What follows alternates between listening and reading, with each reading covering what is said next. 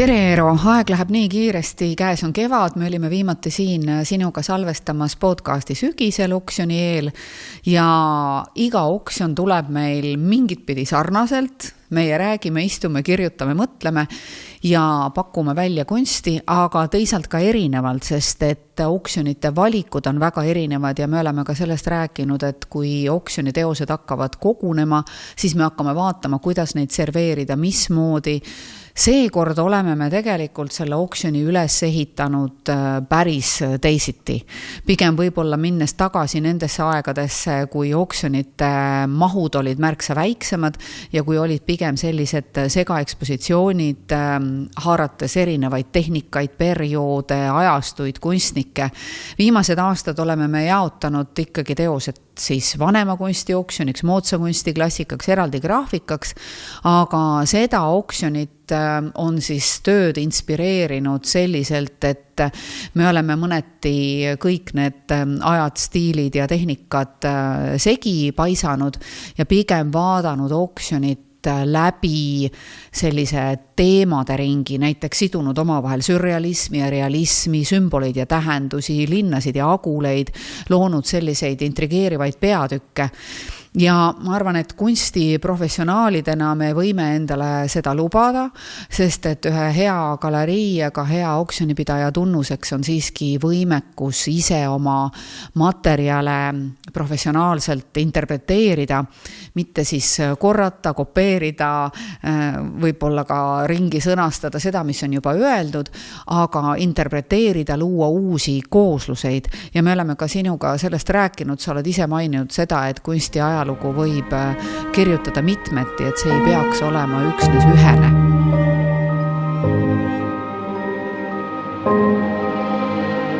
Millised on sinu jaoks teosed, mis Eesti kunsti professionaalide plejaadi siin kõige jõulisemalt ja tugevamalt esindavad? See puudutab ka siis nii-öelda sinu kasutatud tipp-professionaal, et ma ütleks, et siin on see nimekiri väga pikk, alustades Karin Lutsust 1940. aasta maal. Lutsu varaseid töid ehk enne tema sunnitud lahkumist Rootsi, neid varaseid töid liigub väga harva ja see töö on mõneti ebalutsulik, loodusvaade, maalitud väga pallaslikus võtmes ja on üks silmatorkavamaid töid minu arvates siin oksjonil või hilisemast ajast võtta. Nikolai Kormašovil on erinevatest perioodidest teosed, sealhulgas setod, mis on üks temaatika, mida ta korduvalt maalis, kuna ta maakodu asus Setomaal. Ja antud tööd eriti on ta maalinud mitmes variandis, need kunsti ajalooliselt tuttav muuseumi-väärtusega teos. Aga selliseid töid on muidugi veel.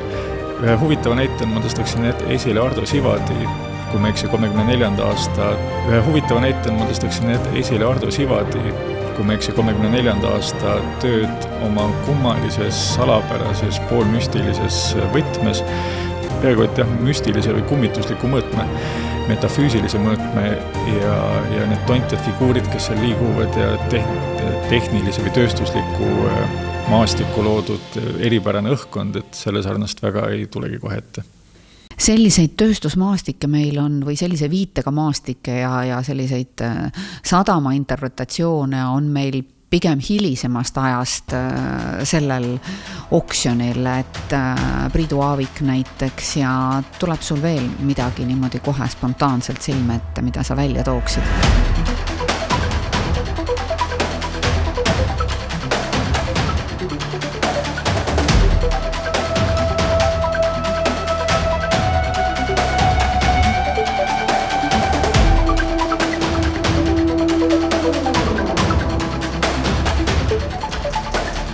Enno Lehise akvarell ja samamoodi. Ja graafika osakonnas kujutatakse, Alex Kütt kujutab Narva hüdroelektrijaama ehitust. See oli objekt, millest seda kiidunud suhtus, käis mitu korda koha peal erinevatel aastatel, erinevaid objekte kujutas. Mis Eesti kunstnikel silma torkab üldiselt, et need tööstustemaatikad olid ju kohustuslikud või poolkohustuslikud. Väga ei imetleta seda tööstuse tehnilist poolt, tehnoloogilist poolt, vaid vaadatakse ka neid tehaseid, elektrijaamu romantiliselt, poeetiliselt, värvid sulanduvad, ilusad pinslilöögid, Alex Kütil ka väga ilus pinnakäsitlus seal hüdroelektrijaamu kujutamisel. Et kui ka kujutatakse tööstust, siis see temaatika võib küll muutuda, aga vormikäsitlus Eesti vanemapõlve autoritel on peaaegu alati üpris romantiline. Kalju Nagel ka on muuseas ühte sellist karjääri ju kujutanud, viusakarjääri, eks ju. Et võib-olla Nageli puhul ka natukene ootamatu, et ta on ikka keskendunud sellistele puhastele loodusmaastikele, loodusvormidele ja rühmidele sellises erinevas kompositsioonis, aga siin jah üks niisugune karjäär. See on samamoodi minu arvates tegelikult loodusvaade, et seal suurt vahet ei ole. Tänases võtmes me võiks öelda, et see motiiv, suured veoautod liivakarjääris, kõik nii edasi, et see võiks olla kriitiline vaade ja antropotseeni kuuluv vaade, aga minu arvates Nageli jaoks need autod ja ekskavaatorid, mis seal on lihtsalt ühed objektid üpris väikesena maalitud, nad sulanduvad sinna loodusesse. Täpselt nagu Aleksander Vardi teos, mis ilmselt on Pühajärve ääres maalitud, kus me näeme esiplaanil inimesi ja elektriposte ja nii edasi, nad sulanduvad kõik alati loodusesse, et Eesti kunstnikel ikka loodus võtab alati üle.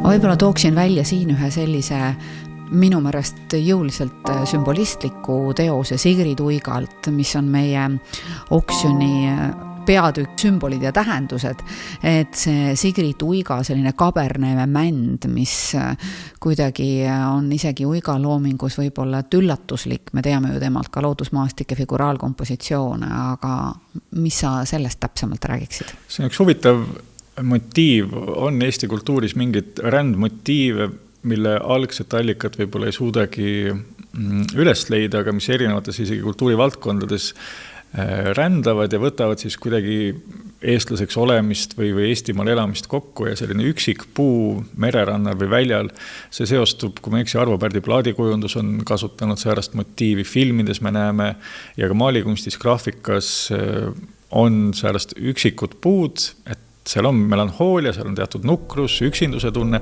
teiselt poolt on seal kindlasti ka vastupidavuse ideoloogia, et see puu ei ole välja juuritud, ükskõik mis tormid ja tuuled üle käivad, et tema ikkagi püsib. Ja ma arvan, et seal on siis midagi, mida me tajume või tahame tajuda väga omasena.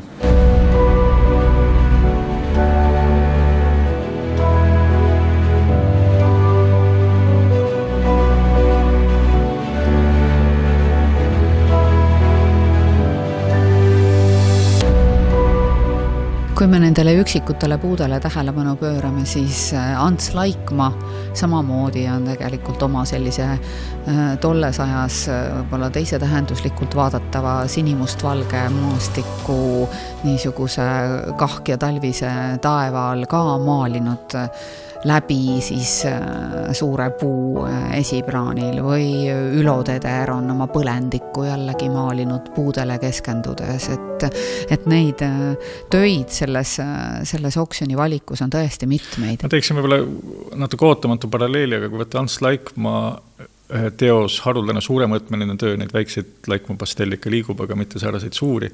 Ja Peeter Lauritsa 80ndate teisel poolel valminud fotod, mis lähtuvad Jaapani esteetikast, siis aeg-ajalt on küsitud, miks Eesti kultuur tajub, et ta on kuidagi lähedane näiteks Iiri kultuurile, kus ka armastatakse lugusid jutustada, aga miks me ka Jaapaniga mingit kummalist sidet tunneme vahel. Mulle tundub see nappuse esteetika, kus väga väheste vahenditega, nii Laikmaa kui Laurits kasutavad väheseid vahendeid, maal ei ole pilgeni täis maalitud Laikmaal ja Laurits annab oma objektidele palju õhku ja ruumi. See nappuse esteetika, ma arvan, on miski, mis on meile tundunud meeldiv. Seda võib tõepoolest läbi selle oksjoni ka täheldada, et kui selle pilguga nüüd meie vaataja ja kuulaja oksjonitöid vaatab, siis ta kindlasti leiab ka veel ise täiendavalt näiteid. Kui me sellest sümbolismi peatükist veel pisut kõneleme, siis siin on ka üks niisugune kummaline, põnev ja väljakutsuv töö isegi Paul Burmani Varesed. väljakutsuv on ilmselt see, et ta ei kujuta maalilisi flamingosid, vaid vareseid, kes rahvakultuuris seostuvad küll tarkuse ja müstiliste jõududega, aga vaevalt Burman seda silmas pidas.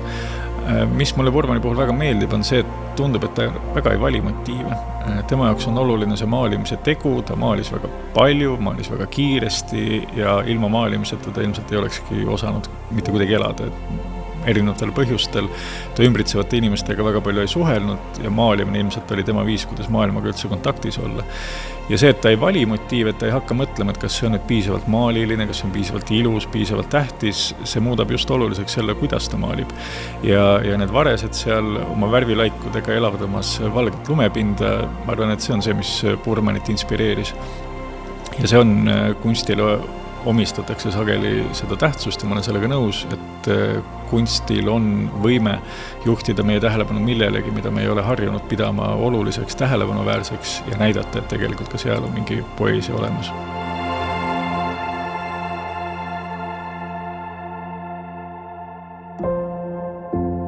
Põnevad tööd on muidugi ka tegelikult sellest samast pisut sümbolistlikust nurgast vaadeldes Rein Tammikul. Näiteks Rein Tammiku vaatepunkt, kus ta siis 91. aastal ta lahkus Eestist ja elab tänaseni Prantsusmaal, võib-olla ta on siis ehk rahvusvahelises kunstikeskkonnas kõige enam tegutsenud ja ilma teinud kunstnik. Aga tema signatuuriks olid need ruudulised laudlinad ja siis ta sellel 91. aastal võtab selle laudlina, tükeldab ta kuidagi meelevaldselt ja paiskab sellisesse külma kahkjasse, pigem eestimaisesse kui prantsusmaisesse merre.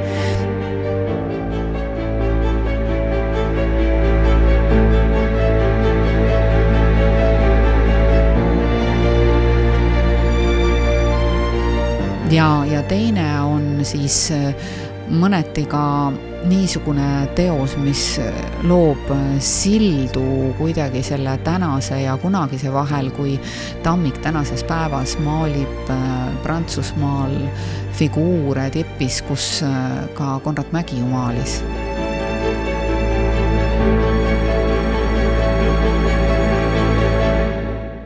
Tammik on kunstnik, kes on teinud läbi päris suure muutuse, varem maalis hüperrealistlikult ja nüüd teistmoodi, aga selliseid kunstnikke on veel.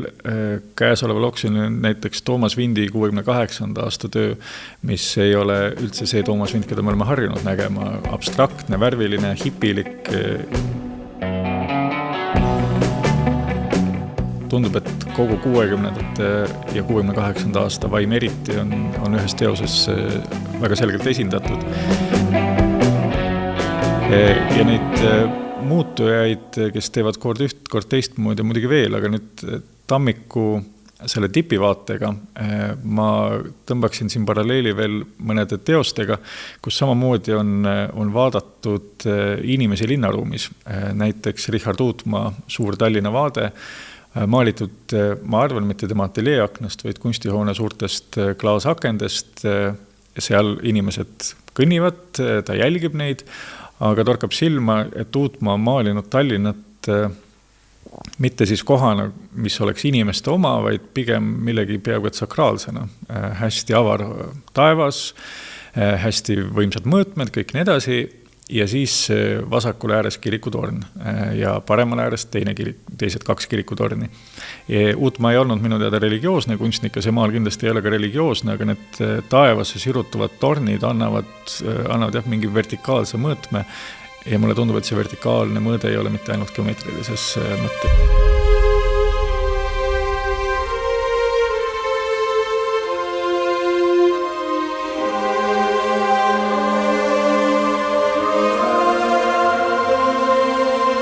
See on ka äärmiselt ilusa koloriidi tunnetuse ja impressiooniga maalitud teos, mis haarab nii kunstniku tehnilisi oskusi, võimekust, luua mitte siis üksnes suurepärase kompositsiooniga tähenduslikku maali, vaid ka sellist ajastu tabamise närvi.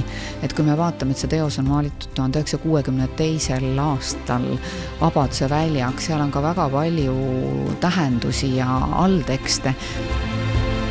Me võime rääkida Uutmast kui väga produktiivsest autorist ja ka tema standardsemast loomingust, tema rannavaadetest ja tema põhjarannikutest, mida me suuresti teame, aga siinkohal me räägime siiski ühest äärmiselt imposantsest ja väga sellisest pretsedenditust väljaastumisest, kus kunstniku jaoks ei ole mitte esmane olnud selle linnaruumi kujutamine, et ta on läinud mõneti oma teema mainstreamist välja, aga pidanud selle nii-öelda välja väga-väga sellises meeleolukas ja tundlikus võtmes.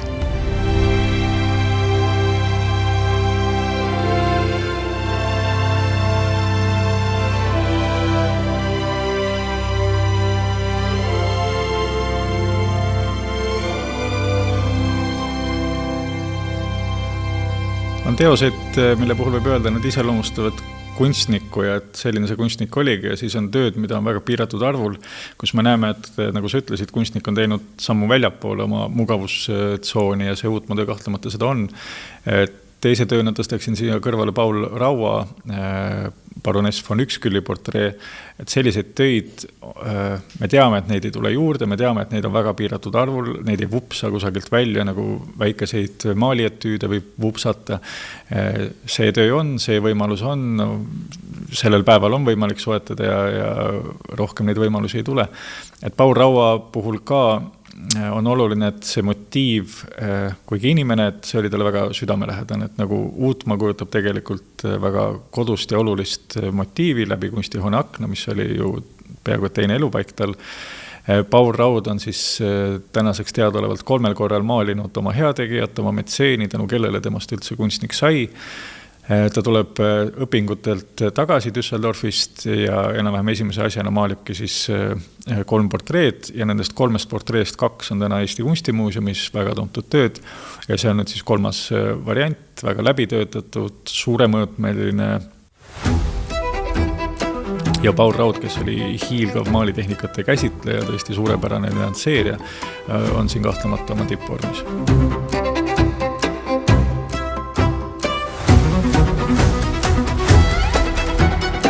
Muidugi tõesti ka see persooni, eks ole, Natalia von Ükskülli enda väärtus annab sellele tööle sellist mastaapsust ka Eesti kultuuriloos laiemalt.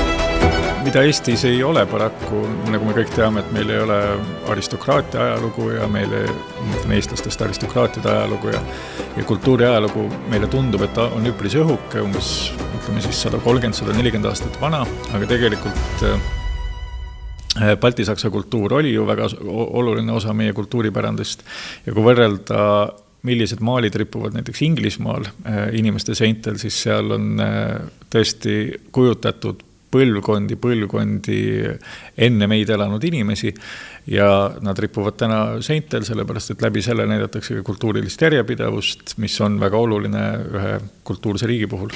Meie kultuursed kunstnikud muuseas saamaks osa sellest muust kultuursest maailmast armastasid ju reisida sajandi alguse esimestel kümnenditel ja ka pisut hiljem, nii palju kui selleks võimalus tekkis, mööda Itaaliat, mööda Prantsusmaad. Üks põnev töö on meil siin linnavaadetest, kus siis Valerian Loik on oma varase loomingu 30. aastatel kujutanud ühel teosel Roomat ja teose pöördel ka siis muuseas Pariisi ja Notre Dame'i, et 35. aastal ta lõpetas Pallase kunstikooli ja pärast seda siis mõned aastad hiljem läks reisile, nii et see Rooma vaade on kindlasti unikaalne leid Loigu loomingu seisukohalt. Kahtlemata Loik ka üks autor, kes muutis oma laadi, aga pigem võib-olla olude sunnil, et see Nõukogude okupatsiooni algus ja kestmine sundis teda muutma. Üks asi, mis muutus kahtlemata, reisipilte enam ei saanud teha, vähemalt mitte Lääne-Euroopasse. Põhjus, miks see maal on 2 poolele maalitud, ma arvan, et see on praktiline vajadus. Ma arvan, et ta maalis tee peal olles seda vahetut muljet, ei teinud visandit, mida hiljem oleks hakanud kodumaale jõudes konstrueerima oma ateljees ja välja mõtlema, vaid just see vahetu vaimustumine nähtud motiivist Pariisis ja Roomas oli see, mis vajas kiiresti ülesmaalimist ja kui ainuke võimalus selleks oli keerata juba valminud maalil teine pool ja sinna maalida, siis see ei olnud tema jaoks kaotus. Oluline oli miski muu, mitte see, et see oleks nüüd unikaalne kunstiteos, mille ta puutumatult tagasi toob, vaid et oleks hea kunstiteos, mille aluseks või impulsiks on siis saadud elamus. Hiljem me loiguloomingus selliseid asju ei tea ja üleüldse teise maailmasõja järgses Eesti kunstis ikkagi kodumaa vaated on määratus ülekaalus. Olev Subivarane Toila vaade, Richard Saklits on jällegi seal Põhja-Eesti rannikul oma kodukandis maalinud ja nii edasi ja nii edasi.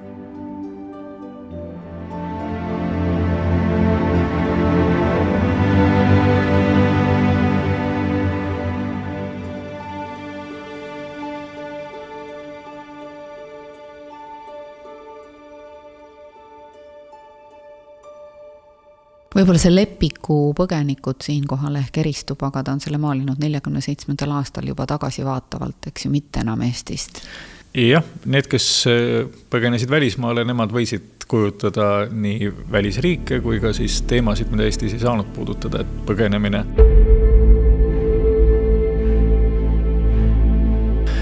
Eriti kui ei ole öeldud maali pinnal selgelt, et on fašistidest põgenemine, siis oli Eestis võimatu ju maalida ja Hugo Lepik, kes ise oli pagulane, ma arvan, et tema ei kujuta siin otseselt ei sakslastest põgenemist ega venelastest põgenemist, vaid põgenemise draamat kui säärast. Väga dramaatiline töö, selliseid on Eesti kunstis pigem vähem või isegi väga vähe ja pildi all paremas nurgas on ka näha, kuidas üks laps on oma ema põlvede peal või paneb oma pea ema põlvedele, et väga selline traagiline motiiv. Et nendest eksiilikunstnikest võime me eraldi ehk ka rääkida, meil on ju Endel Kõksilt üks selline juba märksa positiivsem vaade oksjonil, kübara proovimine, mis selle eelkõneldud Lepiku tööle muidugi vastandub ja on tehtud aastaid hiljem, aga ilmselt see eksiili loome vabadus, ega muidugi nendel kunstnikel ei olnud seal eksiilis ka kerge ja kõik see pagulasena ja võõrana nendes erinevates kontekstides ennast tõestada oli paras katsumus, aga ometigi on rääkides Karin Lutsust samamoodi ja ka Endel Kõks on ehk üks siis selliseid nimesid, keda välja tuua, kes väga isikupärase loominguga esines. Olles siin ju selles kuldses kolmikus tuntud Lepo Mikko ja Elmar Kitse kõrval, et mida sa Kõksi selle töö kohta ütleksid?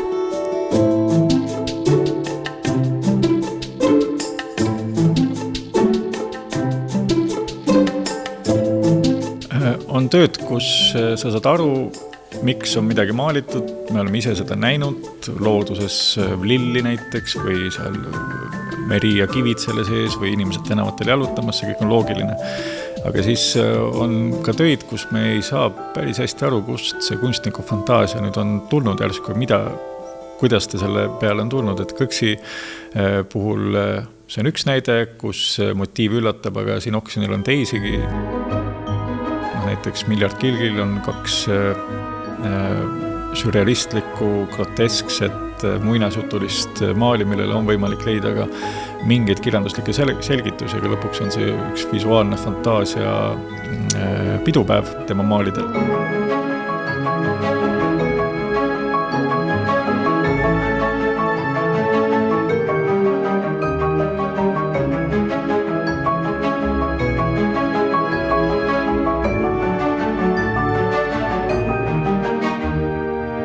Alice Kask, haruldane 90-ndate töö, mil ta on veel Eesti Kunstiakadeemia tudeng, aga juba väga silmatorkav, juba hakkab võitma preemiaid ja nii edasi. Peade galerii, aga mitte ainult peade galerii, vaid ka erinevate maalilaadide galerii, selline tõeline tour de force maalikunstniku seisukohast. Seesama Paul Burmani Varesed üllatav motiiviga, tegelikult ka Nikolai Kormašovi 2 arhitektuuri, maal, mille ta tegi pärast oma Indereesi, mis talle sügavat muljet avaldas, ja Indereesi muljeid ta maalis veel isegi aastaid hiljem. Sellestki tööst on teada üks teine variant, kus on ainult üks figuur, mustariietatud figuur, nüüd kaks naisterahvast, üks veel lapsega, et selliseid kummastavaid töid, mis panevad uuesti küsima, mida see siis nüüd kujutab, kust see fantaasia.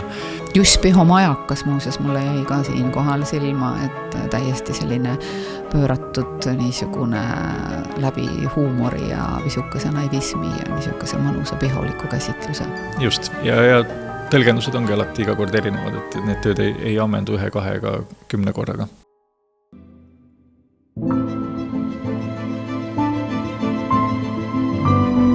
Kui me tooksime välja selliseid olulisi moodsakunsti klassikuid sellelt oksjonilt, kes on kannastunud hästi tugevalt Eesti kunsti ajalukku, siis ehk Peeter Mudistilt on minu arvates meil sellel korral üks väga tore töö, kus ta kujutab lapsi, kivisid ja kadakaid 90. aastast, et need tema figuraalkompositsioonid ei ole ka viimasel ajal nii väga kunstiturul pakkumisel olnud.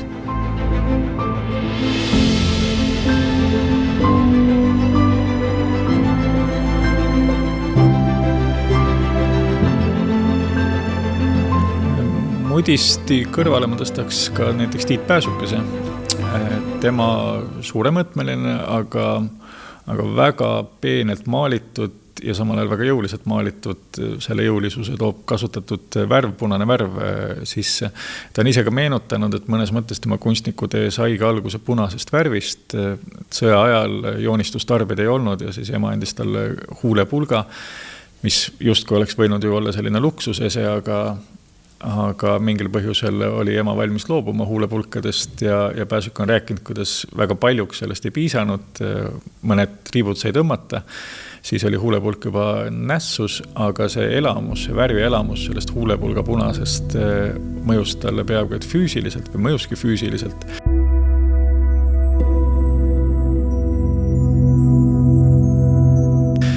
Väga tugevalt ja see värvimaagia, me näeme, et ta kannab seda siiani ja nüüd selles maalis päris kindlasti, et suurepärane Tiit Pääsukese teos.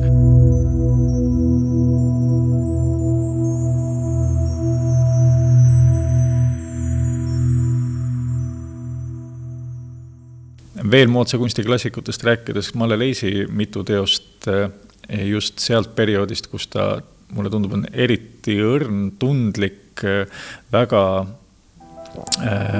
nüansiteadlik ja samal ajal on selles kõiges ka kergus, et ta ei muutu oma detailide tagaajamises raskepäraseks, konstrueerituks, vaid sellist nooruslikku 60-ndate hipilikku või popkunsti vaimu õhkub sealt.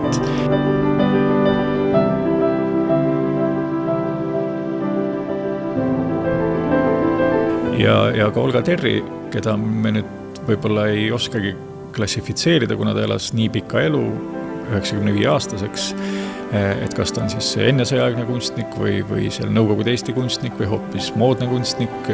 Ma arvan, et see ei ole ka oluline. Terri muutus ka väga palju. Selles on kahtlemata teatud moodsus, et sa vahetad oma laade ja leiad uusi lähenemisi.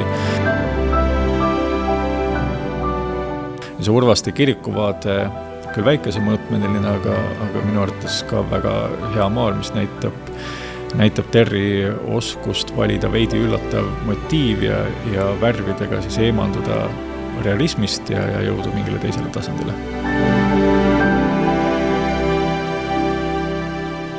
Kui me veel räägime sellistest omapärastest kooslustest, mida kunsti puhul välja tuua, siis me oleme siin rõhutanud kõrvuti kõneldud sellisest realismist ka sürrealismi. Et Millisena sina näed sürrealismi osa Eesti kunstis, et meil on siin esindatud ka üks Ülo Soosteri töö, aga me oleme sürrealismi all muidugi välja toonud ka teisi autoreid, nagu Indrek Aava näiteks on ühe kaasaegse autorina meil siin esindatud ja mitmed teised veel.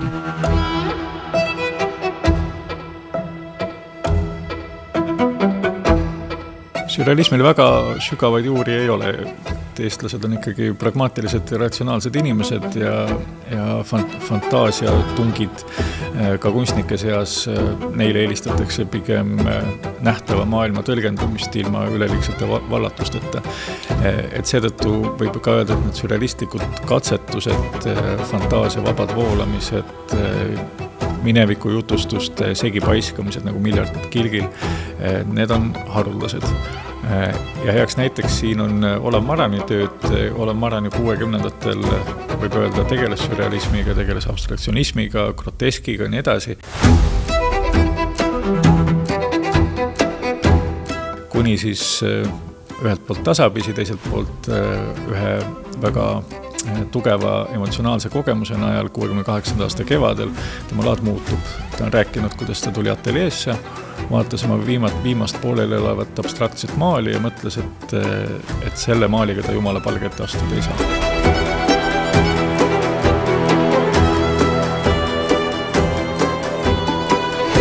Ja nüüd sealt edasi peaaegu 60 aastat on ta maalinud Natüürmorte, maalib siiamaani hiilgavalt suurepäraselt ja nüüd need kaks suurt lillemaali, mis siin on, ta on öelnud, et miks ta maalib Natüürmorte, miks ta maalib lillid, talle meeldib reaalsus. Et tema arvates tõde peitub välises maailmas, objektiivses reaalsuses ja ta proovib siis seda tabada, proovib seda esile tuua ja sürreaalset sellised fantaasiad, millega ta alles ise ka tegeles, et need teda nii ei võlu. Ta on ka öelnud, et väikesed lilleõied ei ole tema teema, et ta ei suuda väikestest õitest koosnevaid lillekuhjasid maalida, vaid sellised suured, veendunud lilleõied. Küll aga on siin oksjonilgi mitmeid töid, kus just nimelt nende väikeste lilleõite värvimaagiaga tegeletakse, eriti tõstaksin esile Liid ja Meid tööd. Võdede Meide näitus praegu on Kumus avatud ja Mei selline õlimaal erilise hooga edasi antud, eriline värvirõõm on seal kuidagi väga õnnestunud maal, tundub mulle.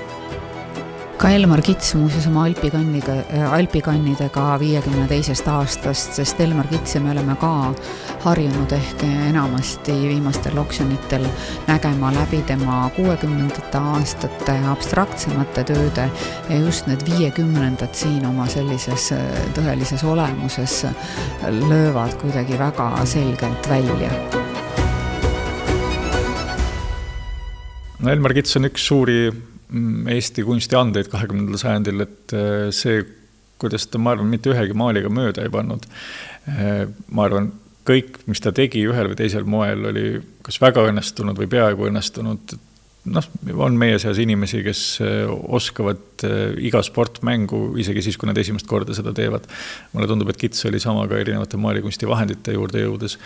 Ja loodus oli talle muidugi väga lähedane, kui tema päevikuid lugeda, siis ta igatseb kogu aeg oma suvekoju Valgemetsa, ta oli sinna ka kasvuhoone rajanud, kus ta küll ei kasvatanud lilli, vaid vist viinamarju. Ja sealt loodusest elu ja ammutamine, eriti 52. aastal, mis ei olnud maailma kõige õnnelikum aasta, eriti Eestis, ma arvan, et see ei ole lihtsalt lillemaal, vaid see on talle isiklikult emotsionaalselt väga oluline olnud. Ja ega inimesed lõpuks ei osta teoseid sellepärast, et nad tahavad ka Elmar Kits olla või tagasi ennast 52. aastasse mõelda. Ma arvan, et see, mis kontekstis kunstnik midagi maalib, see lõpuks on selles teoses ka sees. Ja kui need lilled Kitse kuidagi omal ajal aitasid, siis see, ma ei taha pidulikuks muutuda, aga teatud jõud on selles maalis endiselt olemas. Muuseas, see pidulikkus tegelikult sobib siia kommentaariks sellepärast, et see töö pärineb meil koos mitme teise tööga peatükist Vaikelude sümfoonia ja harmoonia. Et kui võib-olla sellisest jõulisemast ja sümfoonilisemast etteastumisest Vaikelude all rääkida, siis äkki Vello Trell on selline kunstnik, keda meil ei ole ka sagedast esinenud, aga kelle kitarriga interjöör on siin ka näituse saalis silma jäänud. Sõnale vaikelu kommentaariks nii palju, et Olle Maran, kes on kõige võib-olla siis programmilisem vaikelude maalijat, aga ütles, et tema eelistab sõna vaikelu, mitte sõna natüürmort, sest sõna natüürmort viitab surmale, vaikelu viitab elule ja mulle tundub Eesti kunstnikud reeglina ka ei kujuta vaikeludel siis sellist surmameeleolusid või melanhooliat, vaid pigem elurõõmu. Vello Trell on tõesti haruldane kunstnik, kes maalib harva, näitustel esineb harva ja räägib veel harvemini.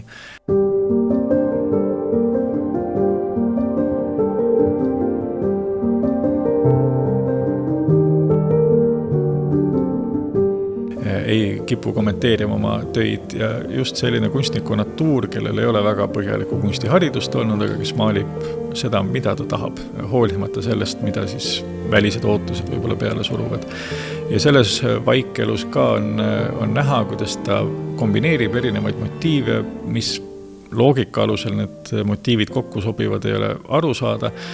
Igatahes nad ei sobi kokku siis literatuursetel põhjustel, seal ei ole ühte terviklikku jutustust, küll aga Trell liidab need erinevad komponendid kokku koloriidi poolest. Ja selles on Eesti kunstnikud muidugi alati head olnud, kuidas nad värvi käsitlevad ja kuidas nad maali tervikut läbi värvi suudavad luua. Vaikeludest rääkides võib-olla me pöörduksime ühe niisuguse erandlikuma kompositsiooni poole ja sissepoole vaatava vaikuse poole ühes maalis, mille on siis loonud Rudolf Julius von Mühlen. Jah, see on kunstnik, kes on Eesti kunstiajaloos väga tähtis ennekõike õpetajana, sest tema juures said esimesi näpunäiteid Jaan Koort, Konrad Mägi ja teisedki, kui ta Tartus joonistuskooli pidas.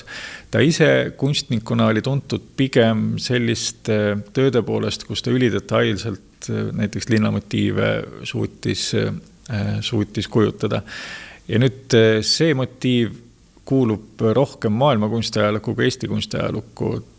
Esiteks ta on maalinud inimest ja mitte nii, et inimene on ilma näota, nagu tavaliselt Eesti kunstnike töödel, eriti kui inimesed on rühmas kusagil looduses või linnas. Need inimesed on lihtsalt värvilaigud, mitte inimesed. Aga von Mühlen ilma, et ta portreed maaliks, ta hindab seda inimest nii väga, et maalib ta selgelt välja. Teiseks tegemist on nunnaga, selline poolusuline motiiv, mida ka Eesti kunstis väga ei ole, maailma kunstiajaloos väga palju. Ja siis see teatud jutustus, mis ta loob. Et see ei ole lihtsalt neutraalne vaade asjade seisule, nagu nad on, nagu Eesti kunstnikud sageli, vaid ta loob teatud draama sinna, lavastab maali pinnale ühe jutustuse, kus siis ilmselt kloostris olev nunn vaatab välja vabadusse. Kas see tähendab siis seda, et nunn on justkui vangis ja väljas on vabadus? Ma arvan, et seda nii on raske lugeda, et pigem on see selline üldinimliku igatsuse väljendus, aga mingil põhjusel on valitud selle üldinimliku väljendajaks nunn.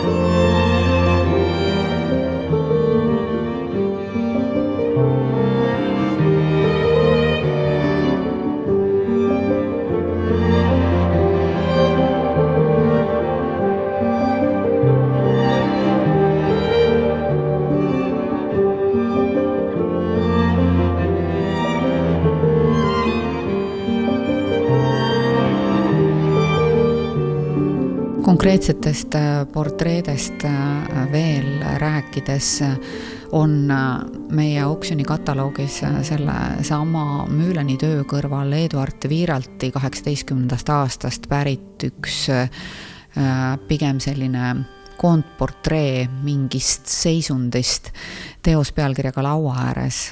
Väga rariteetne töö Viiralti loomingu rea presenteerimisel. Eduard Viiralt on kunstnik, kelle puhul mulle tundub, et me oleme arvanud, et me justkui teame teda, aga tegelikult ei tea, et ta on endiselt ammendamatu.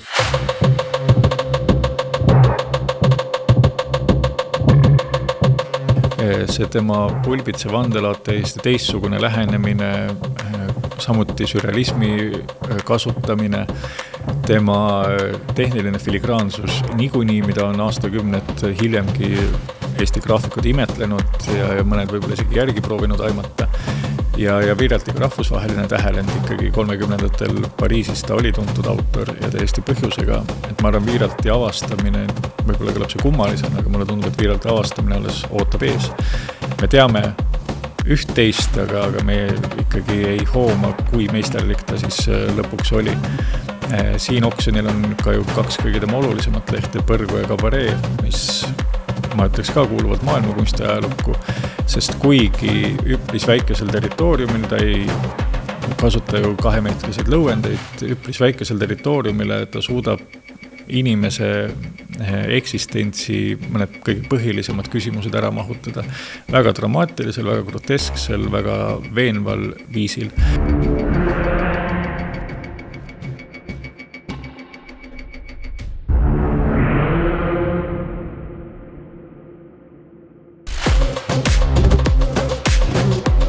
Ja me justkui teame ka neid lehti, aga ma arvan, et endiselt nad üllatavad, nende vaatamine endiselt pakub järjest ja järjest üllatusi, imestamisi, kuidas on võimalik üldse selliste mõtete ja kujutluste peale tulla, kuidas on võimalik neid nii filigraanselt joonistada ja plaadile kraapida.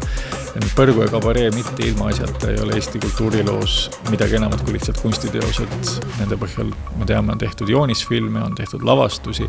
Nad on omaette märgid, kui küsida inimeste käest, milliseid kunstiteoseid te üleüldse Eesti kunstiajaloost teate, mitte siis ainult autoreid, vaid just konkreetseid töid, siis ma arvan, et Põrgu ja Kabaree on need, mida peaaegu igaüks tunneb. Ma arvan, et Viiralt ongi selline autor tegelikult, kellega me võime sellele jutuajamisele punkti panna, kuigi tahaks rääkida nendest grotesksetest karakteritest veel Viiralti kõrval teistestki. Ent siiski Viiralt on mõneti tõesti muutunud Eesti kunsti selliseks sünonüümiks või võrdkujuks, et kindlasti oksjoni kontekst tõstab teda esile ka laiemalt ja just võib-olla väärtustab neid töid ka kunstituru seisukohalt, sest Viiralt on ka graafikutest ju kõige kallimaid autoreid ja tema teoste hinnad on ületanud ka juba mitmete maalide hindasid. Jah, siin on oksjonil ju mitte ainult demograafilised lehed, vaid ka akvarell, väga haruldane akvarell, väga hästi maalitud ja noore Viiralti poolt. Just hiljuti lugesin ühe Viiralti kaasõpilase mälestusi, kus ta ütles, et Viiralt nagu näiteks Elmar Kits oli kunstnik, kes võttis ükskõik mis, mitte isegi teema ette, ükskõik mis kunstitehnika ja ta õnnestus, et tema näiteks jälgis, kuidas Viiralt tegi skulptuuri ja kõik olid kadedad graafikast rääkimata, aga ka akvarelli puhul me näeme, et ta on peaaegu ületamatu.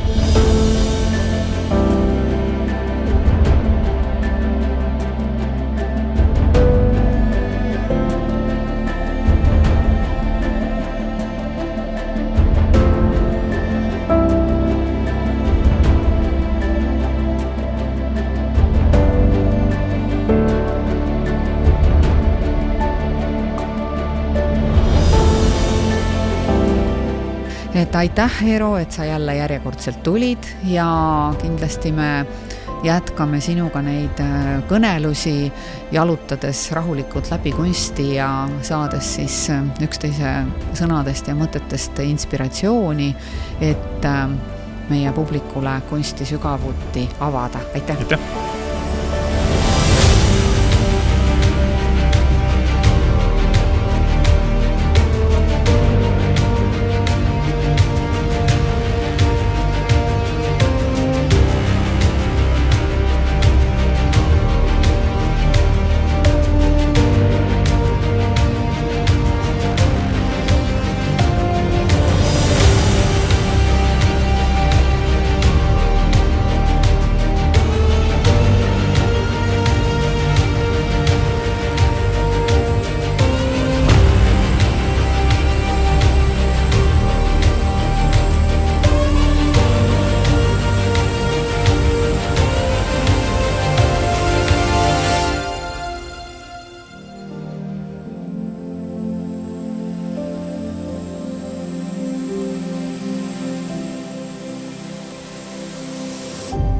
House Gallery.